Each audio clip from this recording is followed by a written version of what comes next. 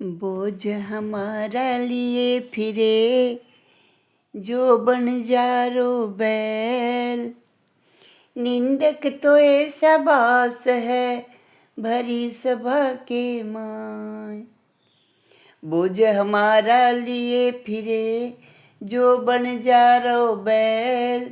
निंदक तो ऐसा बास है भरी सभा के माय। राम नाम को भूल गया निंदा भूल न जाए। निंदक युगल जावे रे जो पानी में लूण। निंदक युगल जावे रे जो पानी में लूण। ओम गणेशाय नमः। ओम सरस्वती माता की जय। ओम गुरुदेवाय नमः। जहाँ ले चलोगे वहीं मैं चलूँगा। जहाँ ले चलोगे वहीं मैं चलूँगा। जहाँ नाथ रख लोगे वहीं मैं रहूँगा। जहाँ ले चलोगे वही मैं चलूँगा। सुखदेव जी कहते हैं कि हे राजन, समुद्र मंथन जीवन मंथन है। हम अपनी आत्मा का मंथन करें और जितने भी कलुषित विचार हैं, गंदी भावनाएं हैं, सबको मंथन करके पहले बाहर निकाल दिया जाए। हृदय शुद्ध और पवित्र जब हो जाता है, जब विष बाहर निकल जाता है,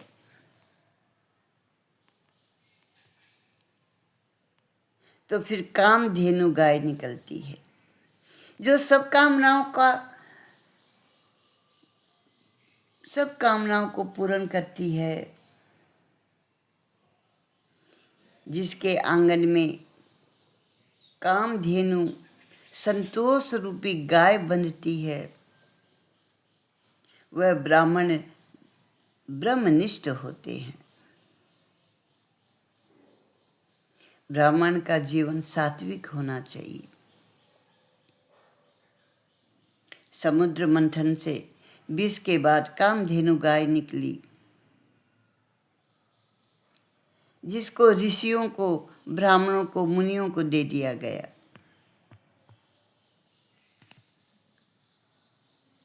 आगे चल करके उच्च सुरवा नामक घोड़ा प्राप्त हुआ, जिसे देख करके दैत्यों का मन ललचाया, तो उन्हें दैत्यों को दे दिया गया।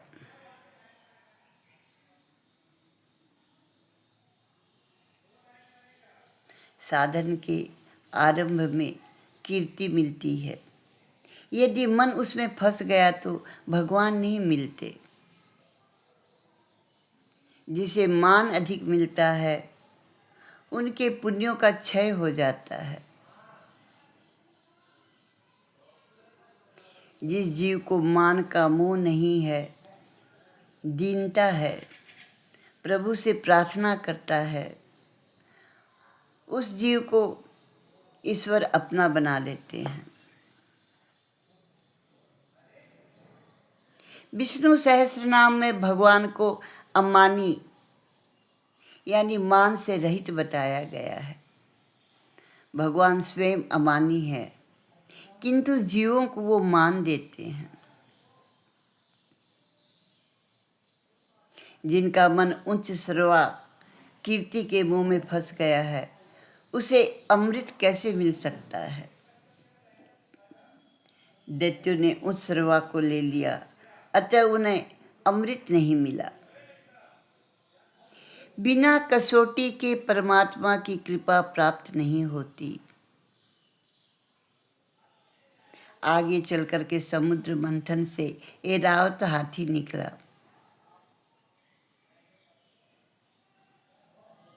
तो दैत्य जो थे घोड़ा लेने के कारण पछताने लगे। हाथी जो है सूक्ष्म दृष्टि का प्रतीक है। हाथी की आंखें बहुत छोटी होती है। देवों ने हाथी को ले लिया। स्थूल दृष्टि देह दृष्टि है, सूक्ष्म दृष्टि आत्म दृष्टि है। जो सूक्ष्म दृष्टि रखते हैं उन्हें अमृत मिलता है। सूक्ष्म दृष्टि वाले को कामदेव नहीं सताता। आगे चल कर के समुद्र मंथन से अप्सरा प्राप्त हुई। दैत्यों ने देवों से कहा कि इसके बाद जो कुछ भी निकलेगा हम उसको लेंगे। पारिजात और अप्सरा जो है देवों को मिले। अब समुद्र मंथन से लक्ष्मी जी प्रकट हुई। ये साक्षात जगदम्बा महामाया है। दैत्यों ने सोचा हमें ये मिल जाए तो अच्छा है, किंतु मांगने वाले को, इच्छा करने वाले को लक्ष्मी प्राप्त नहीं होती। लक्ष्मी जी को सिंहासन पर बैठाया गया। लक्ष्मी जी सोचने लगी किसके गल में मैं वरमाला डालूं। सर्वगुण संपन्न पुरुष की खोज में वो निकली। उन्हें ऋषियों के मंडल में लाया गया। ऋषि ज्ञानी भी हैं, तपस्वी भी हैं, लेकिन क्रोधी बहुत हैं। लक्ष्मी जी आगे बढ़ गई।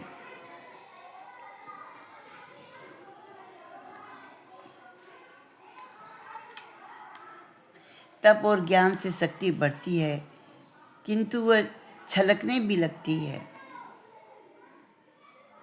भक्ति दीनता नम्रता के सिंहासन पर विराजमान होती है। लक्ष्मी जी का मन नहीं माना। वह आगे देवगण जहाँ विराजमान थे वहाँ पहुँची। वो सोचने लगी ये क्रोधी तो नहीं है, लेकिन ये अतिशय कामी है। देव महान होते हुए भी कामी होते हैं। इसलिए लक्ष्मी जी आगे की ओर बढ़ी। आगे परशुराम जी बैठे थे। वे जितेंद्रिय हैं, कामी और क्रोधी भी नहीं, किंतु निष्ठुर हैं। उन्होंने क्षत्रियों से विहीन धरती को किया, अतः मुझे पसंद नहीं। आगे मार्कंडे मुनि जी बैठे थे। वे सुंदर भी हैं, दीर्घ आयु भी है, किंतु भरी सभा में आंख मूंद कर बैठे रहते हैं। लक्ष्मी जी ने उन्हें भी नहीं देखा। लक्ष्मी जी सोच रही हैं ये तो अनासक्त हैं, ये तो मेरी ओर देखते भी नहीं हैं, मैं इनको बर के क्या करूँगी।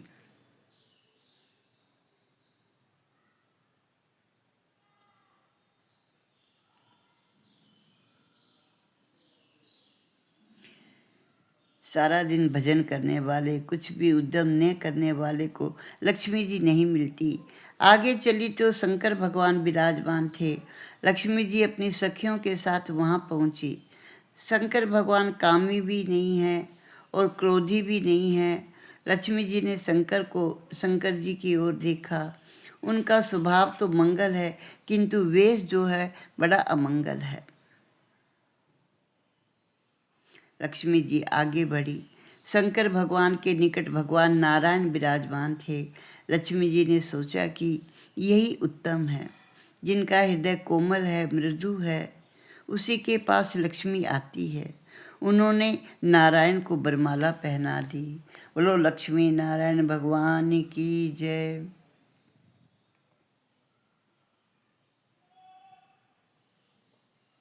जिसके पास लक्ष्मी होती है उसे आसपास भी देखना चाहिए। सामान्यतः धन मिलने के बाद लोग चारों ओर नहीं देखते। मैं और मेरी पत्नी और मेरे पुत्र, बस यही ठीक है। धनवानों को चारों ओर दृष्टिपात करनी चाहिए। कौन दीन है, कौन दुखी है, किसको लक्ष्मी की जरूरत है। समुद्र मंथन का काम आगे बढ़ा तो दैत्यों ने सोचा एक बार घोड़ा पाया और सभी कुछ देवताओं को मिल गया, अब जो कुछ भी निकलेगा हम उसको लेंगे। इस बार मदिरा निकली। दैत्यों को मदिरा मिल गई। पियो, बस पियो। मंथन आगे चला तो भगवान धन्वंतरी जी अमृत का कुंभ लेकर प्रकट हुए। दैत्यों ने वह घड़ा छीन लिया तो देवगण दुख के मारे भगवान की शरण में आए। भगवान से कहने लगे, भगवान ने कहा कि अब शक्ति से नहीं युक्ति से काम लेना होगा। जिस दैत्य के हाथ में सबसे पहले अमृत कुंभ आया था वह कहने लगा कि मैं ही पहले पीऊँगा। तो उसके और बड़े भाई थे, वो कहने लगे पहले हम पिएंगे। इस प्रकार दैत्य आपस में झगड़ा करने लगे। आपसी झगड़े के कारण उन्हें अमृत नहीं मिला। जिनके घर में दैत्यों की भांति ग्रह क्लेश होने लगता है, उनके घर में ज्ञान अमृत, भक्ति अमृत कभी नहीं मिल सकती। झगड़ते हुए दैत्यों के समुद्र के बीच में भगवान मोहिनी रूप लेकर के प्रकट हो गए। बोलो मोहिनी भगवान की जय। विष्णु भगवान ने मोहिनी का रूप धारण करके जब वो प्रकट हुए तो मोहिनी का सौंदर्य देख करके दैत्य जो थे चकरा गए। वाह, क्या सौंदर्य है! मोहिनी मोह का ही स्वरूप है। जो मोहिनी में आसक्त हैं उसे अमृत नहीं मिलता। संसार की प्रत्येक वस्तु में माया है। सौंदर्य तो केवल कल्पना है। जो वस्तु हमें सुंदर लगती है वही वस्तु संभवतः किसी को सुंदर न लगे। सौंदर्य जो है अपनी आँखों में है। वस्तु में मनुष्य ही सौंदर्य का आरोपण करता है। सुंदर तो केवल भगवान श्री कृष्ण है। जगत में जो कुछ भी सुंदर दिखता है वह सब श्री कृष्ण की सुंदरता के कारण ही सुंदर दिखाई देता है। जिसे मोहिनी का मोह लग जाता है उसे अमृत रूपी, भक्ति रूपी अमृत जो है प्राप्त नहीं होता। जो संसार की मोहिनी में, सौंदर्य और विषयों में मुंह में फंस जाता है उसे अमृत कैसे मिल सकता है। जिनका मनमोहन श्री कृष्ण में फंसता है उसे ही अमृत मिलता है।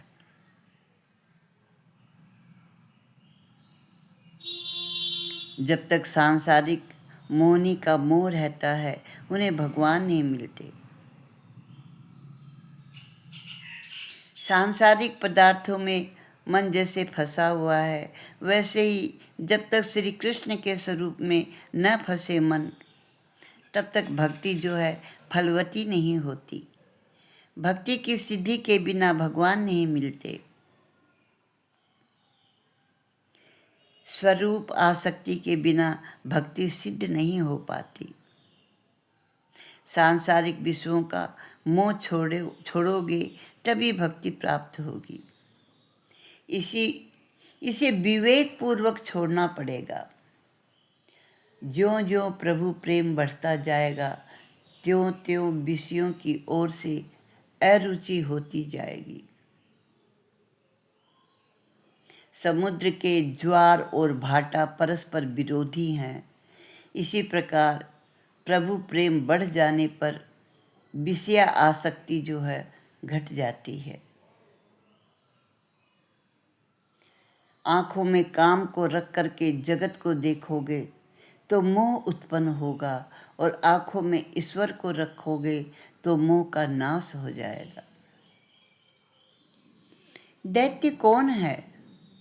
राह पर चलती हुई किसी भी स्त्री में जिसका मन फंस जाए वही तो दैत्य है। जो रात दिन पर स्त्री का चिंतन करते हैं वही तो राक्षस है। कामातुर दैत्यों ने मोहिनी को घेर लिया और पूछने लगे, देवी तुम कहाँ से आई हो? तुम्हारा गांव कौन सा है? तुम्हारा विवाह हो गया क्या? मोहिनी की माया में दैत्य शुद्ध बुद्ध खो बैठे। भगवान सोच रहे थे कि इन दैत्यों को अमृत न देने में ही कल्याण है। यदि इन्हें अमृत मिल जाएगा तो ये अमरता प्राप्त करके अभिमानी हो जाएंगे और पाप अधिक बढ़ जाएगा। मोहिनी ने हंसते हुए कहा, मैं तो तुम सबके कल्याण के लिए ही तो आई हूँ। मेरा कोई घर नहीं है। ऐसे मेरे कई घर हैं। जो भी पुरुष मुझसे प्रेम करता है मैं तो उसके घर चली जाती हूँ। दैत्य मूर्ख थे, मोहिनी के वचनों का गूढ़ अर्थ नहीं समझ सके।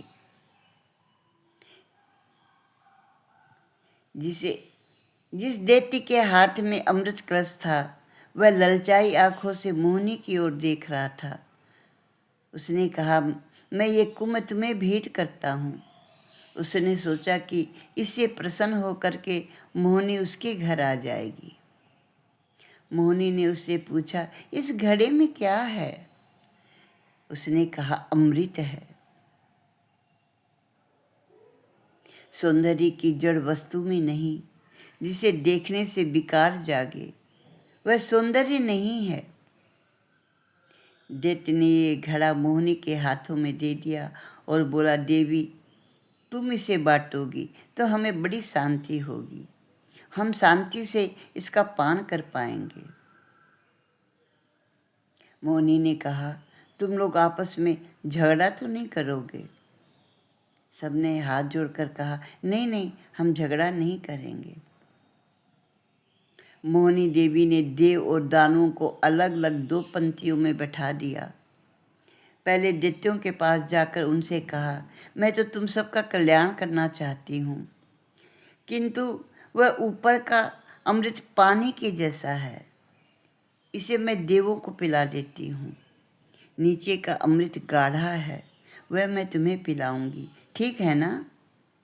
बेचारे मोआंध दैत्य कहने लगे, अच्छा अच्छा, हम नीचे का अच्छा और गाढ़ा अमृत का पान करेंगे। आपके हाथों से मात्र एक बूंद भी मिल जाए तो हमारे लिए बहुत है। मुंह में अंधे होकर के दैत्यों की बुद्धि कुंठित हो गई। अन्यथा एक ही घड़े में अमृत दो प्रकार का कैसे हो सकता है? दैत्यों ने कहा, देवी जी आपको जो योग्य लगे वही आप करें।